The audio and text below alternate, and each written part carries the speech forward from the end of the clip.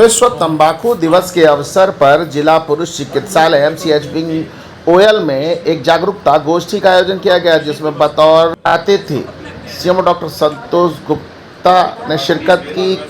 कार्यक्रम की अध्यक्षता मेडिकल कॉलेज प्राचार्य डॉक्टर आर.एस. दीपक ने की। इस दौरान वहां पर जो कर्मचारी थे उन सभी को इस जागरूकता कार्यक्रम के अंतर्गत जहां शपथ दिलाई गई, वहीं सभी को अधिकारियों ने संबोधित किया। इस दौरान मुख्य चिकित्सा अधीक्षक doctor R K. Kohli, CMO doctor Santosh Gupta, medical college प्राचार्य डॉक्टर आर.एस. दीपक और एसीएमओ डॉक्टर एस.पी. मिश्रा सहित अन्य डॉक्टरों ने भी संबोधित किया। आइए हम सुनवाते हैं इस दौरान अपने संबोधन में इन्होंने क्या कहा। और यहाँ पे बैठे सभी हमारे कोलीग्स एंड स्टाफ,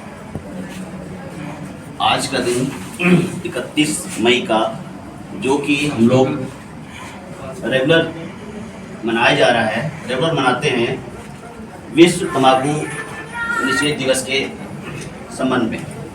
इसमें हमारा मेन उद्देश्य ये रहता है कि स्वास्थ्य संबंधी, पर्यावरण संबंधी जो भी दुष्प्रभाव इस तंबाकू से हो रहा है उसको कैसे कंट्रोल करें। हम लोग तंबाकू खाने के बाद कॉमनली ये होता है कि तंबाकू खाने के बाद ये सोचता नहीं कि उसका दुष्प्रभाव क्या होगा। उसके दुष्प्रभाव जो हैं वो आपकी पर्सनल लाइफ, आपकी सोशल लाइफ और यहाँ तक कि जो आपके सराउंडिंग में जितने आपके साथ हैं उसका भी, उनको भी इफेक्ट पड़ता है। जैसे आप लोग जो हैं तभी तंबाकू घर पे रखते हैं तो उसका जो बैड इफेक्ट जो होता है वो हमेशा छोटी जनरेशन को जाता है। और इन सब चीजों पे हमारे जो पहले बुजुर्ग लोग थे वो कभी सोचते ही नहीं थे कि इसका बैड इफेक्ट जो है आप बच्चों पे आएगा। आजकल जो है हम लोग जब तंबाकू खाते हैं तो उनके दुष्प्रभाव में जितनी भी बीमारियां हो रही हैं, उनमें खाली कैंसर ही नहीं है, कैंसर के अलावा कार्डियोवैस्कुलर डिजीज भी हो रही है, ल्यूकेमिया भी हो रहा है, और बाकी जो डॉक्टर साहब ने बताया है पहले वो सब बीमारियां तो अक्सर हो ही करती हैं। और मेन ये है कि ब्लैडर कैंसर जो बहुत कॉमन हो गया इस समय, वो भी काफी हो गया। और इस समय विश्व में जो है 1 करोड़ से ज्यादा लोग जो हैं इस तंबाकू के सेवन से मौत के मुंह में जा, और इंडिया में 14 से 15 लाख रेगुलर स्तर से हो रहे हैं। तो हम लोग को तंबाकू खाने के बाद इस चीज का भी ध्यान रखना चाहिए कि हम अपने आगे और पीछे किसको क्या संदेश दे रहे हैं।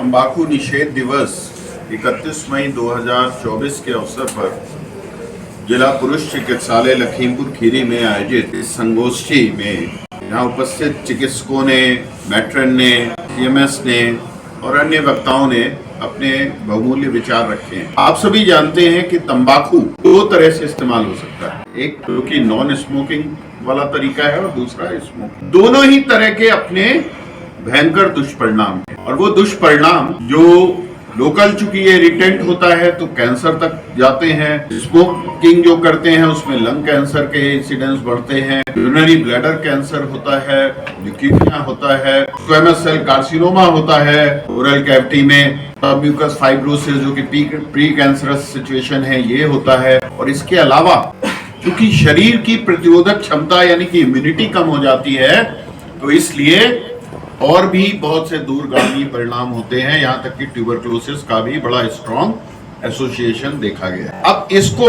रोकने के लिए नियम बना हुआ है, कोटपा एक्ट है, उसमें बहुत सी धाराएं हैं। जो धाराओं के बारे में मैं आपको जरूर, ये एक ऐसा एस्पेक्ट है जिसपे अभी बात नहीं हुई है। धारा 4 सार्वजनिक स्थलों में धूम्रपान को अपराध। धारा 5 किसी भी टोबैको प्रोडक्ट के प्रत्यक्ष या अप्रत्यक्ष विज्ञापन को प्रतिबंधित करती है। धारा 6 18 वर्ष से कम आयु के व्यक्ति को तंबाकू बेचना प्रतिबंधित करती है। धारा 6 शैक्षणिक संस्थानों में 100 गज की परिधि में तंबाकू बेचने को प्रतिबंधित करती है।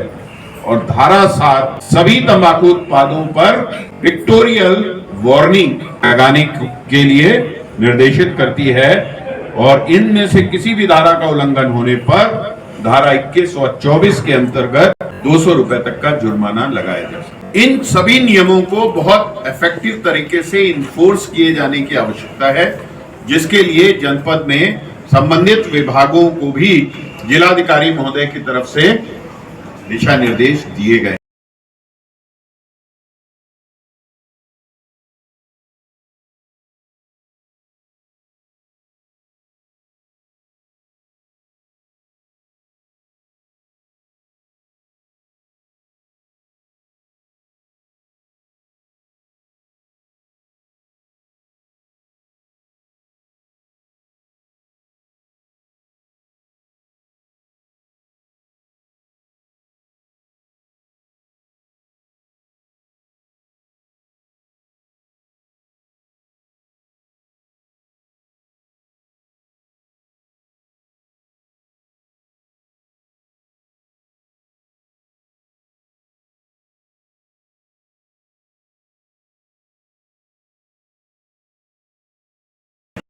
और शुक्ला जी ने, और सबसे अच्छा मैट्रन ने, जो एक आम पब्लिक की जो भावना होती है, मैट्रन ने बहुत अच्छे से उसको एक्सप्लेन किया कि दुष्प्रभाव, और सीमो साहब की स्पीच हमेशा से बहुत अच्छी होती है, प्रेरणादायक रहती है। तो आपका बहुत बहुत धन्यवाद। और काफ़ी अच्छे से, क्योंकि सब लोगों ने इतना अच्छा बोला है। शुरुआत में आपने बोला था कि एडवर्टीजमेंट बोलो युवा केसरी, क्या दिमाग में आता है?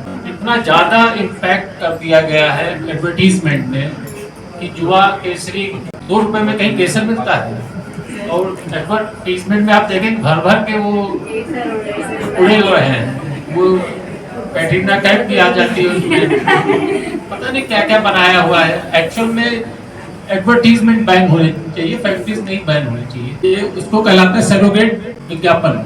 वहाँ पे वो मीठी सुपारी बता रहे हैं युवा केसरी, लेकिन वो केसरी के नाम से ही ऐसे ही मद्यपान का भी है कि वो बिस्लेरी, वो मिनरल वाटर बताएंगे मद्यपान का, और दुकान पे वो किसी और नाम से, वो उस नाम की मिनरल वाटर आपको मिलेगी नहीं कहीं पे, और उसी का सरोगेट आपको आम की दुकान पे मिल जाएगा।